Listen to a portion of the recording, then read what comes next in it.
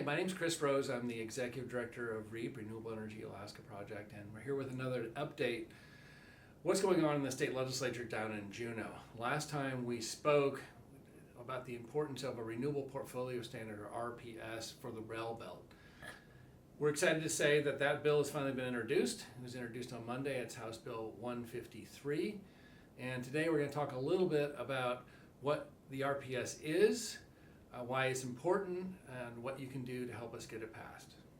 The sponsor of the bill this year is Kai Holland, Representative Kai Holland from Anchorage. So a Renewable Portfolio Standard is a standard that requires an increasing amount of renewable energy in an electric utilities portfolio over time. 29 states have these standards. Many other countries have standards like this. 15 years ago, there was a goal set in the state of Alaska to get to 50% renewable electricity by 2025. Well, here we are in 2025, and the percentage of renewable electricity in our grid has barely moved in those last 15 years. We're now, depending on the year, 15, 16, 17% renewable, and we have a huge dependency on natural gas here in the Railbelt still. So what we are working to do is push the diversification through a requirement that the utilities have to get to by 2030, 40% renewable, and by 2035, 55% renewable electricity. There's a high level of confidence that the Railbelt utilities could meet these goals. 40% by 2030 would simply require them to get the projects that are already in the pipeline built. So there are 2 wind projects that are 150 megawatts plus that are being proposed to the Railbelt utilities.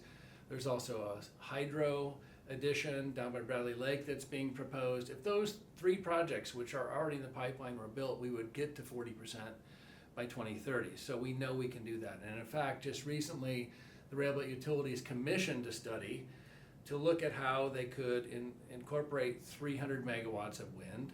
And the study came out just a few weeks ago and found that all 300 megawatts of wind could be incorporated into the Railbelt grid.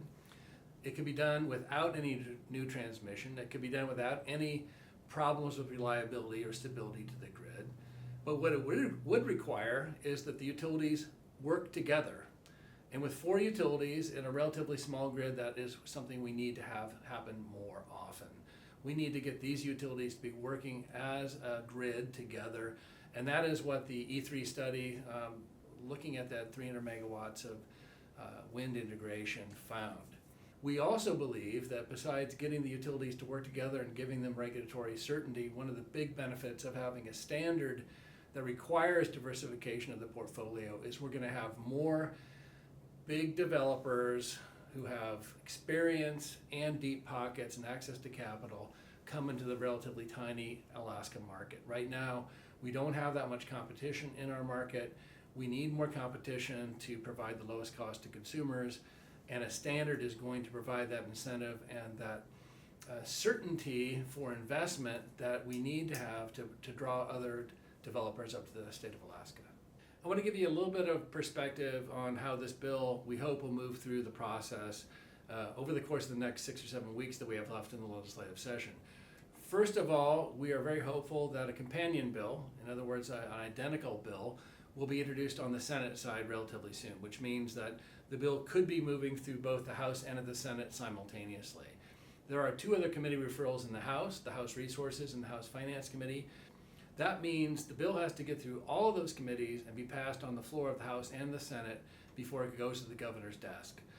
We have a lot of work cut out for us to be able to do that here in the next 6 or 7 weeks, but we still believe that is possible, particularly if the people who are interested in this issue and interested in energy independence for the Railbelt will speak up to their local legislators, tell their local boards of directors of the utilities that they believe this is an important policy for the state of Alaska and for the Railbelt. I'll be headed back down to Juneau next week on March 31st, and I'll be spending a few days down there next week talking to legislators about the importance of a Renewable Portfolio Standard, or RPS, for the Railbelt. We'll be talking about some of the research and analysis that REAP staff have been doing on why this is important, and also talking about the research that's been done by other groups like the National Renewable Energy Laboratory and E3, which I already mentioned, has just done the integration study for 300 megawatts of wind. So we'll be making sure that legislators and policymakers understand what the actual economic benefits of moving toward this standard are. It's really a no regrets policy compared to what our other future is, which is importing LNG, not knowing what the price of that LNG is going to be, not knowing how long we're going to have to import that LNG, and continuing to be dependent on fuel that we'll now be importing from another country. So everything we can do to reduce the amount of LNG imports is going to save consumers money here in the state.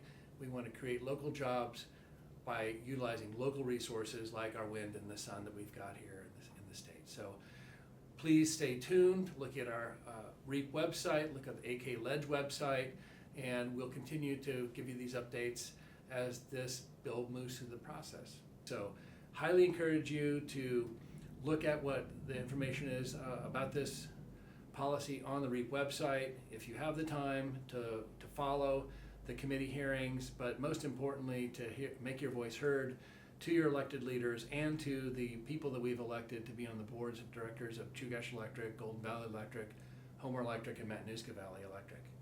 Thanks again for all your support. We really appreciate all the people who are supporting us financially and who are keeping up with what's going on, who care about energy and understand energy is the lifeblood of our economy.